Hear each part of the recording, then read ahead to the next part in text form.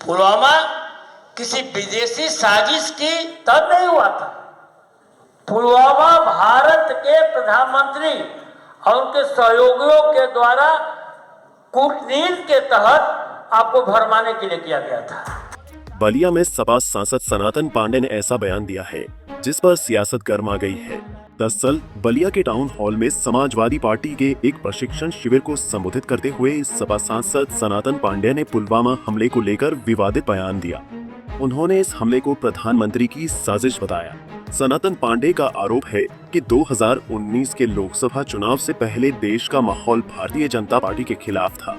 लोगों का मूड भाजपा को हटाकर कांग्रेस या किसी अन्य सहयोगी दलों की सरकार बनाने का था, मगर मुद्दों से ध्यान भटकाने के लिए बीजेपी ने पुलवामा कांड कराया गया। सपा सांसद का साफ कहना है कि पुलवामा हमला किसी विदेशी साजिश का नतीजा नहीं था, बल्कि ये कूटनीति के तहत बीजेपी की साजिश थी। सनातन पांडे का वो पूरा बयान सुनिए। ये उन्होंने चाल चली है, और जो चाल में भारतीय जनता पार्टी के फंसता है वह जो है राजनीतिक दल भी समाप्त हो जाता है और राजनीति करने वाले लोग अपने हैसियत में आ जाते हैं। 2019 के चुनाव में जब पूरा हिंदुस्तान का मूड बना हुआ था कि देश में जो भारतीय जनता पार्टी को हटाना है और गैर भारतीय जनता पार्टी कांग्रेस की हुकूमत या संगठित दलों की राजनीतिक सत्ता बनानी है, उस समय उन्होंने पुलवामा कांड कराने का काम किया था। पुलवामा किसी विदेशी साजिश की तब नहीं हुआ था। पुलवामा भारत के प्रधानमंत्री और उनके सहयोगियों के द्वारा कूटनीति के तहत आपको भरमाने के लिए किया गया था।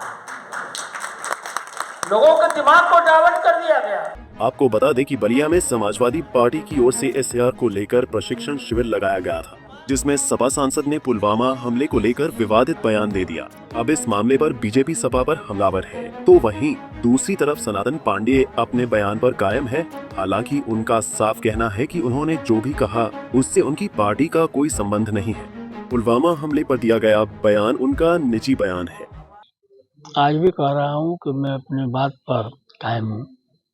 2014 में भारतीय जनता पार्टी सरकार में नहीं थी, जब चुनाव लड़ रही थी तो प्रत्येक साल 2 करोड़ नौजवानों को रोजगार देने की बात अपने घोषणा पत्र में किया। किसानों की आय को दुगनी करने की बात कही गई। देश का काला धन भारत ले करके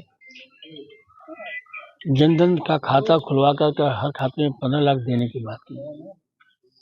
5 साल 2014 से 2019 तक 5 साल में अपने एक भी वादे पर पूरा नहीं।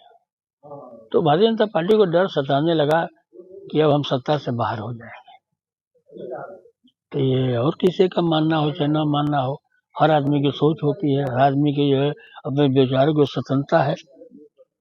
हम पार्टी तो मैं नहीं कह रहा हूँ कि समाजवादी पार्टी कर रही, मैं कह रहा हूँ कि मेरी सोच है कि वो भारतीय जनता पार्टी की सोची समझी रणनीति का हिस्सा पुलवामा रहा। और आज मैं इस पर बल दे रहा हूँ कि 11 साल बाद भी नहीं बता पाए कि वो RDX कहाँ से आया था। बता दें, वर्ष 2019 में लोकसभा चुनाव के ऐलान से करीब 1 महीने पहले 14 फरवरी को जम्मू और कश्मीर में CRPF के काफिले पर हमला हुआ था, जिसमें 40 जवान शहीद हुए थे। भारत ने पुलवामा हमले के लिए पाकिस्तान को दोषी ठहराया था, मगर सपा सांसद सनातन पांडे का साफ आरोप है कि इसमें बीजेपी की साजिश थी। ऐसे में सपा सांसद के इस बयान के बाद राजनीतिक गर्मी बढ़ गई है और सियासत अब और तेज हो गई है।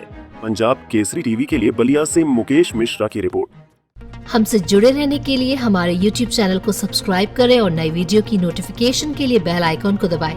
अगर आप ये वीडियो Facebook पर देख रहे हैं तो लाइक जरूर करें और ज्यादा से ज्यादा शेयर करें। धन्यवाद।